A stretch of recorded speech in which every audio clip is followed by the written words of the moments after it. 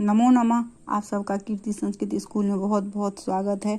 कीर्ति Sanskrit school एक ऐसा channel है जहां पर आप संस्कृत व्याकरण बहुत ही सरल तरीकों से सीखते हैं। इसलिए इस चैनल को सब्सक्राइब कीजिए, लाइक कीजिए और शेयर कीजिए अपने दोस्तों को, ताकि वो भी इस चैनल से लाभान्वित हो सके और संस्कृत बहुत ही सरल तरीकों से सीख सके।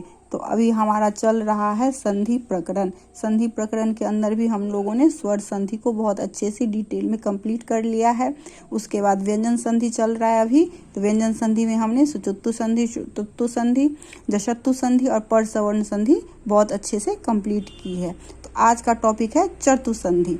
तो चर्तु संधि के बारे में आज हम करने वाले हैं। तो चर्तु संधि का सूत्र क्या है? खड़ी च। क्या है चर्तु संधि का सूत्र? खड़ी च। हाँ, खड़ी च। आपको इतने से इसकी पूरी परिभाषा समझ में नहीं आ रही होगी, तो इसकी अनुवृत्ति हम देखते हैं। तो इसकी अनुवृत्ति क्या कहती है? अनुवृत्ति कहती है खड़ी झलाम चरह स्यु, अर्थात स्यु। अनुवृत्ति कहती है खड़ी झलाम चरह स्यु, अर्थात खर प्रत्याहार का वर्ण यदि झल प्रत्याहार के वर्ण के परे हो तो झल प्रत्याहार के वर्ण के स्थान पे चर प्रत्याहार का वर्ण हो जाएगा। अर्थात क्या हुआ? अब इसको अच्छे से समझते हैं कि पहले हमारा होगा झल प्रत्याहार का वर्ण, ठीक है। झल प्रत्याहार के वर्ण है ना, उसके बाद होगा खर प्रत्याहार का वर्ण। खर प्रत्याहार का वर्ण होगा तो जो संधि होगी तो जो झल का वर्ण है वो चर में बदल जाएगा, यानी कि खर प्रत्याहार के वर्ण में कोई परिवर्तन नहीं होगा। इस झल का जो वर्ण है वो चर में बदल जाएगा। तो झल प्रत्याहार में कौन कौन से वर्ण आते हैं ये जानना सबसे पहले बहुत जरूरी है। तो आप सभी ने मेरे साथ माहेश्वर सूत्र किया है, तो प्रत्याहार का निर्माण हम लोगों ने वहीं पे सीखा है। प्रत्याहार का निर्माण करना, शॉर्ट फॉर्म में अपनी बातें को कहना। तो झल का मतलब क्या हुआ? झ से लेकर के ल तक के सारे वर्णों को हमें गिनने हैं। जैसे कि छोटे बच्चों को दिया जाता है ना स्कूल में होमवर्क, A to Z लिख के लाइए, है ना। तो A से लेकर के Z तक उनको लिखना रहता है। 1 to 10 लिखिए, तो 1 से लेकर के 10 लिखना रहता है। तो बीच में सारे वर्ण आ जाते हैं ना 1 से लेकर के 10 तक में। उसी तरह से प्रत्याहार निर्माण भी होता है, जिसमें महर्षि पाणिनि ने अपनी बात को, संधि प्रकरण को आसान करने के लिए प्रत्याहार का निर्माण किया था। तो झल प्रत्याहार में कौन कौन से वर्ण आ जाएंगे? तो देखिए करते हैं हम लोग। झ है, झ भ यह नहीं आएगा, झ हलंत भ, घड़ 10, घ ढ ध, श नहीं आएगा। इसके बाद आएगा ज व ग ड द, श नहीं आएगा। ख ख फ छ, उसके बाद आएगा ठ थ च ट त, उसके बाद आएगा क प, उसके बाद आएगा तालव श, मूर्धन्य श, दंत स और ह आएगा, है ना। ये सारे वर्ण आएंगे झल प्रत्याहार के अंतर्गत। झ भ यहाँ, तो ये पहले हमारे देखिए क्या कैसे झ भ घ ड द, है ना, घड़ है। तो इसका मतलब पहले हमारे चौथे नंबर के वर्ण आए, फिर हमारे जब गढ़ 10 तीसरे नंबर के वर्ण हो गए, उसके बाद हमारे दूसरे नंबर के वर्ण हो गए, फिर हमारे पहले नंबर के वर्ण हो गए ना, चट त क प, है ना। उसका तालव श, मूर्धन्य स, दंत स और ह। तो ये हमारे क्या है? ये हमारे ऊष्म वर्ण है। क्या है? ये हमारे ऊष्म वर्ण है। हाँ, अगर इसको हम सीधा करके लिखें तो क्या लिखेंगे? पहले नंबर के वर्ण लिखेंगे। सीधा लिख देती हूँ मैं, सीधा समझ में आ जाएगा आपको। सीधा करके लिखते हैं तो क्या आएगा? पहला नंबर का वर्ण, दूसरा नंबर का वर्ण, तीसरा नंबर का वर्ण, है ना, चौथा नंबर का वर्ण और ऊष्म वर्ण, है ना। क्या आएगा? ऊष्म वर्ण आएगा। ये आएंगे हमारे झल प्रत्याहार के अंतर्गत। अब हम देखते हैं खर प्रत्याहार में कौन कौन से वर्ण हमारे आते हैं। खर प्रत्याहार आगे है हमारा खर प्रत्याहार। तो खर प्रत्याहार के अंदर कौन कौन से वर्ण आते हैं ये देखते हैं हमें। हाँ, ख आएगा, ख से शुरू करना है, र तक जाना है। तो ख फ छ ठ थ च ट त वो नहीं, उसके बाद आएगा क प य नहीं, तालव श, मूर्धन श, दंत स, ये सारे आएंगे। अब इसको देखते हैं, पहले आया ख फ छ, है ना, ठ थ, ये तो सारे हमारे दूसरे नंबर के वर्ण हो गए, है ना। फिर हो गया च ट त क प, ये हमारे पहले नंबर के वर्ण हो गए। फिर आया तालव श, मूर्धन श और दंत स। अब इनको सीधा करके लिखें तो क्या लिखेंगे, पहले पहले नंबर के वर्ण, फिर दूसरे नंबर के वर्ण, फिर तालव श, मूर्धन श और दंत स, ये लिखेंगे। इसके बाद आया हमारा चर प्रत्याहार, जो कि बन जाएगा, है ना, चर प्रत्याहार। चर प्रत्याहार में च से शुरू करना ना, च ट त क प, ये तालव श, मूर्धन श और दंत स आएंगे, है ना, इसके अंतर्गत। तो च ट त क प और उसके बाद आ जाएगा तालव श, मूर्धन श और दंत स, ये आ गए एक साथ हमारे चर प्रत्याहार में। तो अब इसको हम समझते हैं कि उन्होंने क्या कहा है। कहा है क्या, झल प्रत्याहार का वर्ण हो प्लस खर प्रत्याहार का वर्ण हो तो चर में बदल जाता है। कौन बदल जाता है, तो झल बदल जाता है ना। झल में तो झल प्रत्याहार के वर्ण में बदल जाएगा चर, झल प्रत्याहार का वर्ण बदल जाएगा चर प्रत्याहार के वर्ण में। अब झल के स्थान पे हम शॉर्ट फॉर्म में जो हमने अभी लिखा है, पहले नंबर के वर्ण आए, दूसरे आए, तीसरे आए, चौथे आए और ऊष्म वर्ण आए, ऊष्म वर्ण आए।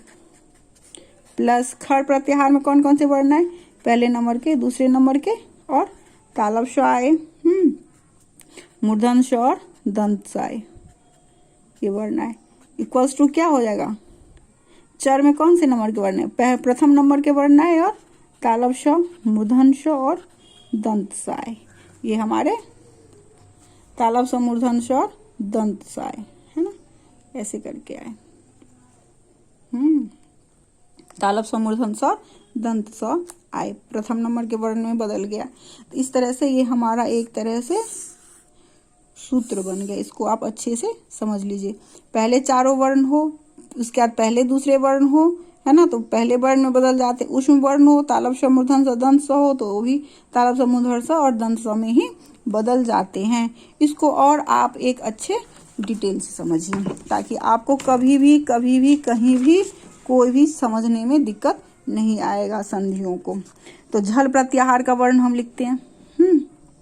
पहले हम क्या लिखते हैं, झल प्रत्याहार का वर्ण। यहाँ पे हमने लिखा झल प्रत्याहार, उसमें क्या आया, पहले कवर्ग आया ना, कवर्ग आया, क्या आया, कवर्ग में क्या सब आया, क ख ग और घ, सब हलंत में है। और उसके बाद एक ह भी आता है इसके अंतर्गत, ह, उसके बाद आएगा च, छ, ज और झ। तो उसके बाद क्या आएगा इसके अंतर्गत, तालव श, त, ठ, ड, ढ और मूर्धन श, त, थ, द, ध, सारे व्यंजन है। और उसके तालव श, मूर्धन श और दंत स आ गया, प, फ, ब, भ, ये हमारे हो गए झल प्रत्याहार, है ना। उसके बाद आएंगे खर प्रत्याहार। खर में क्या है, दो ही वर्ण है, क ख, उसके बाद है च, छ, ट, ठ, त, थ, प, फ, है ना, ये सारे वर्ण आए। और इसके अंदर तालव श, मूर्धन श और दंत स भी है ना। तो तालव श का उच्चारण स्थान यहाँ पर है, मूर्धन श का यहाँ पर है और दंत स का यहाँ पर उच्चारण स्थान है।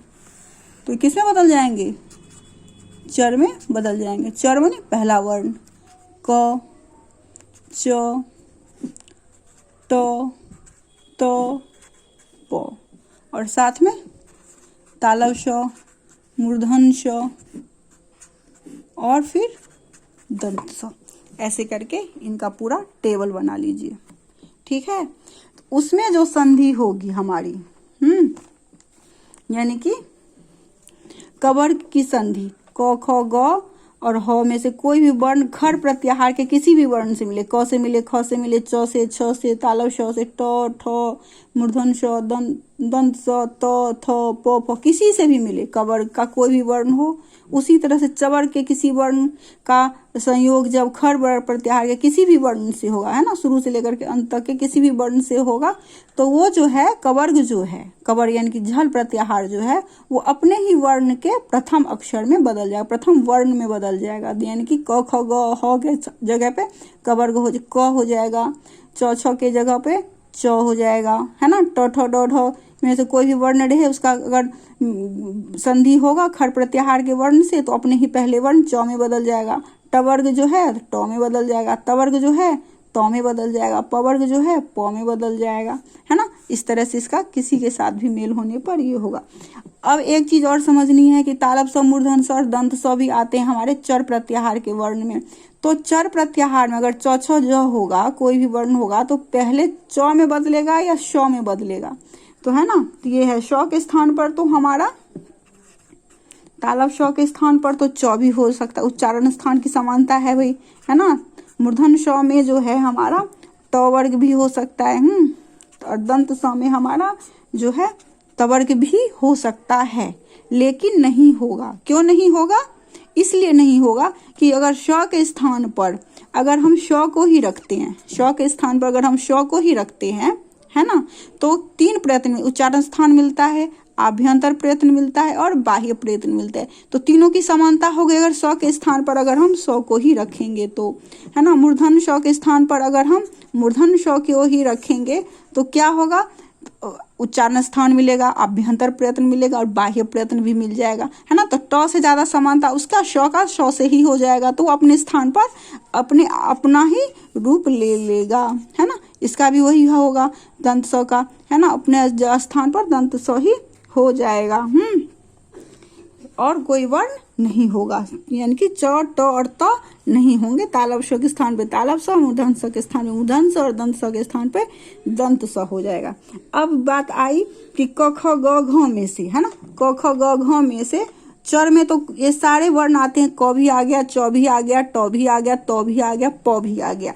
तो उसका फैसला कैसे हो कि कवर के स्थान पर च नहीं आए, है ना, कवर के स्थान पे ट नहीं आए, त नहीं आए, प नहीं आए, सिर्फ क आए। तो इसका सूत्र है स्थानीय अंतरतम, है ना, वो बताता है कि उच्चारण स्थान की तुल्यता से, है ना, स्थान की तुल्यता से दोनों का स्थान सेम है। कवर का अकु विसर्जनीय नाम कंठ है ना, कंठ से उच्चारण होता है कवर का, लेकिन च का तो नहीं होता है, ट का भी नहीं होता है, त का भी नहीं होता है, प का भी नहीं होता है, सिर्फ क का होता है। तो दोनों में स्थान की तुल्यता हो गई, तो अपना ही जो है कवर्ग जो है क में ही बदल जाएगा, इसीलिए अपने पहले वर्ण में बदल जाता है स्थान की तुल्यता के कारण।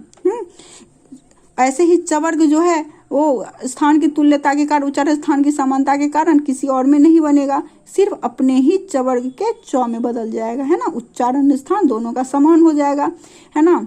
इचु यशा नाम तालु होता है ना, तो कैसे बदलेगा? नहीं बदल पाएगा। कवर का तालु नहीं है, टवर का तालु नहीं है, तवर का तालु नहीं है, पवर का तालु नहीं है ना, सिर्फ चवर्ग का है।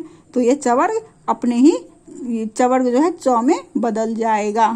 उसके बाद टवर्ग है ना, तो टवर्ग जो है वो भी अपने उच्चारण स्थान से समानता के कारण टवर्ग में क्या ट में बदल जाएगा। तवर्ग जो है अपने ही पहले वर्ण त में बदल जाएंगे, पवर्ग जो है प में बदल जाएंगे। इसका उच्चारण स्थान मैंने बहुत डिटेल से आप लोगों को कराया है, अगर आप लोगों को याद नहीं है तो आप मेरा वीडियो देख के वहां से कर सकते हैं। तो चलिए अब हम लोग उदाहरण कुछ करते हैं तो और अच्छे से हमें समझ में आएगा। उदाहरण क्या करते हैं अब हम लोग? उदाहरण करते हैं। तो उदाहरण जो करेंगे तो चलो नेक्स्ट पेज में करते हैं। पहला उदाहरण लेते हैं हम लोग, उद जोड़ थानम, है ना, ये उच्चारण उद जोड़ थानम है। तो मैंने क्या कहा, यह द जो है ये झल प्रत्याहार का वर्ण है, झल प्रत्याहार के बाद ये यहाँ पे पहला या दूसरा वर्ण यानी कि खर प्रत्याहार का वर्ण है। तो ये जो द प्रत्याहार, ये जो द है झल प्रत्याहार का वर्ण है, ये चवर्ग में बदल जाएगा, यानी कि चवर्ग में बदल जाएगा। इसका मतलब हुआ कि ये द जो है अपने ही वर्ग के प्रथम अक्षर में बदल जाएगा, त में बदल जाएगा। तो क्या हो गया अब, उ त हलंत जोड़ थानम। अब सबको मेल संयोग करेंगे, उत्थानम, तो बन जाएगा उत्थानम, है ना, ये रूप बनेगा उत्थानम। अब अगला उदाहरण देखिए, भयात जोड़ करोति, है ना, भयात जोड़ करोति। तो क्या होगा यहाँ पर भी, जो ये द है हमारा किस में बदल जाएगा, द जो है तो में बदल जाएगा, अपने ही वर्ण के प्रथम अक्षर में बदल जाएगा। तो ये हो जाएगा भ या त हलंत जो करोति। क्यों बनेगा इसका तो डिटेल अभी कर ही रहे हैं हम लोग, है ना। तो ये हो जाएगा भयात करोति। आपको अच्छे से समझ में आ रहा है। अब एक और देखिए, कुछ उदाहरण अच्छे से करेंगे ना सब टाइप के, तो अच्छे से समझ में आएगा। दिग जोड़ पालह, गो जो है अपने वर्ण के प्रथम अक्षर में बदल जाएगा, क में बदल गया, है ना, तो हो जाएगा दी क जोड़ पालह। तो ये बन जाएगा दिक पालह, बन जाएगा, क्या बन जाएगा, दिक पालह। और एक दो उदाहरण देखिए अच्छे से। अगला है, अगला उदाहरण है हमारा, 3 उदाहरण हमने कर लिए, तो चलिए अगला चौथा उदाहरण देखते हैं। लिभ जोड़ सा, ये जो भ है ये प में बदल जाएगा, है ना, झल प्रत्याहार है, इधर स है ना, तो स भी रहेगा तो ये अपने ही प्रथम वर्ण में बदलेगा। तो हो गया एली प हलंत जोड़ सा, तो लिखाएगा लिप्सा, है ना, प हलंत है तो ऐसे करके जोड़ संयोग करके ऐसे ही बनता है, तो बन जाएगा लिप्सा। और एक देखिए, तज जोड़ शिवा, जो है अपने प्रथम वर्ण च में बदल जाएगा, तो च जोड़ शिवा, तो बन जाएगा तच्छिवा, है ना। ऐसे करके ही अपने प्रथम वर्ण में सबको बदल देना है। आपको अच्छे से समझ में आ गया होगा। अब आप कुछ होमवर्क लीजिए, इसको घर में करेंगे तो और अच्छे से समझ में आएगा। विपत जोड़ कालह, षड टो में बदल जाएगा, खाद्यानि। उसके बाद लीजिए लव जोड़ स्येते, उसके बाद होगा उ द जोड़ द हलंत है ना, पन्नह, तो उत्पन्न बन जाएगा, तो में बदल जाएगा। एक और ले लीजिए, सद जोड़ कारह, द जो है तो में बदल जाएगा तो बन जाएगा सत्कारह। इनको घर में अभ्यास करना है, और इससे रिलेटेड कोई भी परेशानी या कोई दिक्कत महसूस हो संधि करने में तो उसको कमेंट सेक्शन में जरूर पूछना है, और खूब मन लगा के पढ़ाई करना है। धन्यवाद।